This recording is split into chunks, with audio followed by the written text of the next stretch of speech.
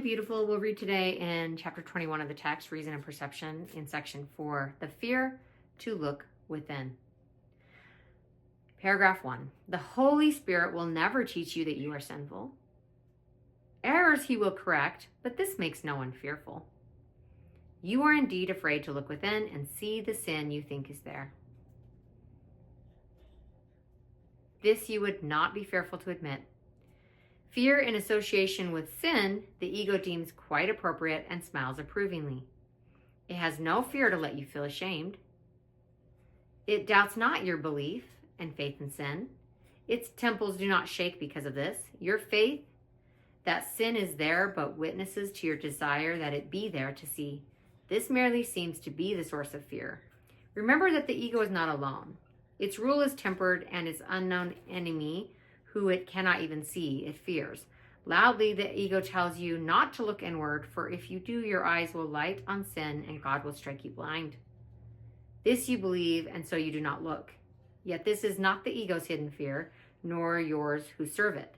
Loudly, indeed, the ego claims it is, too loudly and too often.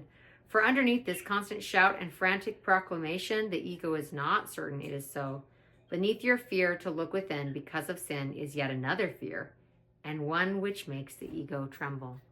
I'll pause here and say, so the ego isn't afraid for you to look at yourself and think that you're shameful and sinful. The ego is quite comfortable with that. So let's find out, what is the deeper fear beneath that fear? What if you looked within and saw no sin? This fearful question is one the ego never asks.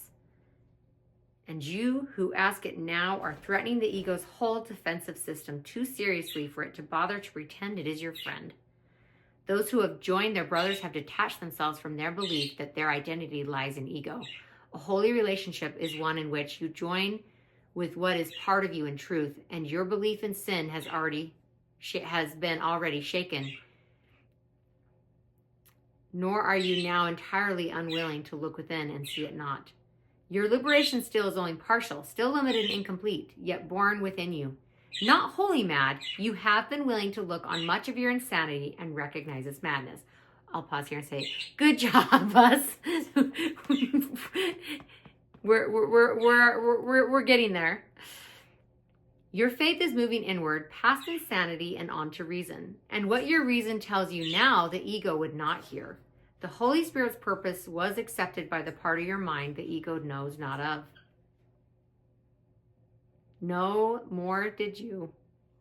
And yet this part, with which you now identify, is not afraid to look upon itself. It knows no sin. How otherwise could it have been willing to see the Holy Spirit's purpose as its own? This part has seen your brother and recognized him perfectly since time began, and it desired nothing but to join with him and to be free again, as once it was. It has been waiting for the birth of freedom, the acceptance of release to come to you. And now you recognize that it was not the ego that joined the Holy Spirit's purpose, and so there must be something else. Think not that this is madness, for this your reason tells you, and it follows perfectly from what you have already learned. There is no inconsistency in what the Holy Spirit teaches. This is the reasoning of the same. You have perceived the ego's madness and not been made afraid because you did not choose to share in it. I'm going to pause here and say, wow. To be able to observe the ego's madness but not absorb, not join in it.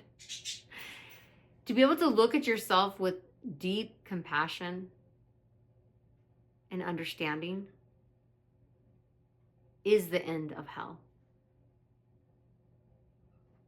And as you practice this with yourself, it will become natural to practice this with others. And we become acclimated to the truth, and we're no longer afraid of it.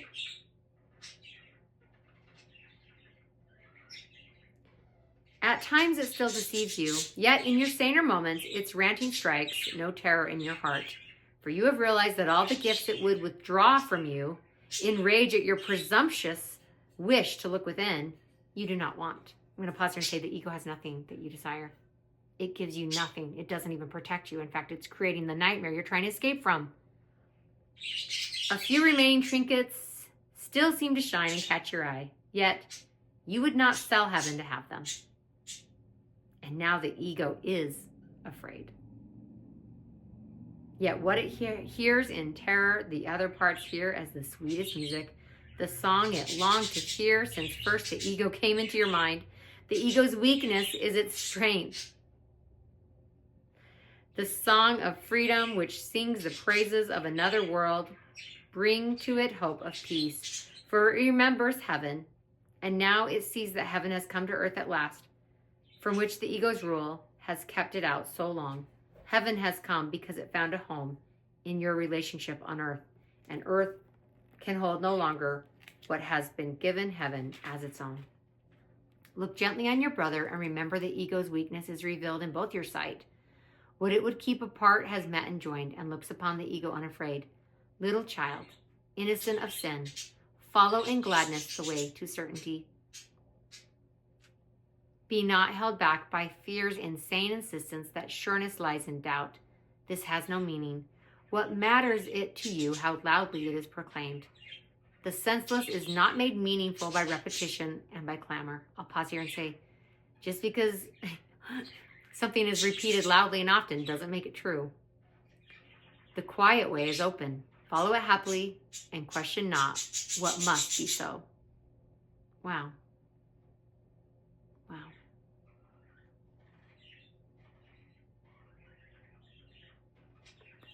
I'll go back to the first paragraph where it mentions that what we think we're afraid of is not what we're really afraid of. We're not afraid that we're bad. We're afraid that we're perfect.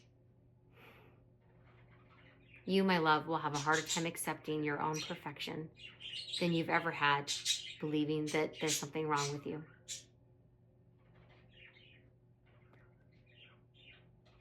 But we're making progress. I love you so much. Thank you for being here. And to quote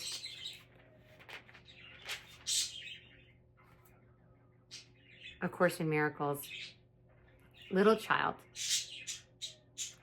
innocent of sin, follow in gladness the way to certainty.